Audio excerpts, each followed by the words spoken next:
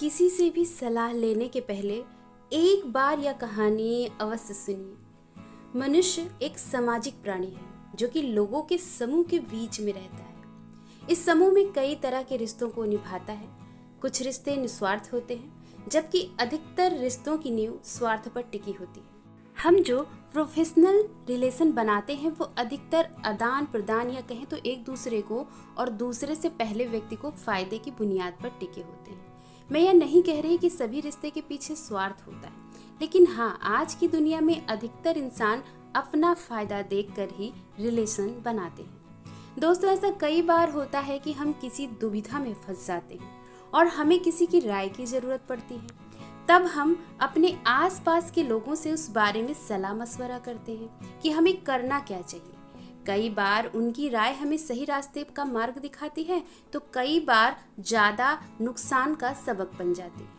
अगर आप माता पिता, भाई बहन, सच्चा दोस्त आदि निस्वार्थ रिश्तों को जो कि आपको सही राय ही देते हैं छोड़ दें तो बाकी अधिकतर समाज के वर्क प्लेस के लोगों से सलाह ले जरूर, पर विवेक भी बनाए रखें, क्योंकि कई बार ऐसे सलाह देने वालों का स्वार्थ उनकी सलाह में छुपा रहता है। इसलिए सुने सबकी पर माने अपने विवेक और अंतरात्मा की। एक बार एक आदमी अपने छोटे से बालक के साथ एक घने जंगल में जा रहा था। तभी रास्ते में उस बालक को प्यास लगी और उस पानी पिलाने के लिए उसके पिता उसे नदी पर ले गए। नदी पर पानी पीते पीते अचानक वो बालक पानी में गिर गया और डूबने से उसके प्राण निकल गए। वो आदमी बहुत दुखी हुआ और उसने सोचा कि इस घने जंगल में इस बालक की अंतिम क्रिया किस प्रकार करूं। तभी उसका रोना धोना सुनकर एक गिद्ध, सियार और नदी से एक कछुआ बाहर वहां आ गया और उस आदमी से सहानुभूति व्यक्त करने लगा। आदमी की परेशानी जानकर सब अपनी अपनी सलाह देने लगे। सियार ने लार टपकाते हुए कहा, ऐसा करो, इस बालक के शरीर को इस जंगल में ही किसी चट्टान के ऊपर छोड़ाओ, धरती माता इसका उद्धार कर देंगी। तभी गिद्ध अपनी खुशी छुपाते हुए बोला, नहीं, धरती पर तो इसको जानवर खा जाएंगे। ऐसा करो, इसे किसी वृक्ष के ऊपर डाल दो ताकि सूरज की गर्मी से इसकी अंतिम गति अच्छी हो जाएगी। उन दोनों की बातें सुनकर कछुआ भी अपनी भूख को छुपाते हुए बोला, नहीं, आप इन दोनों की बात मत मानो।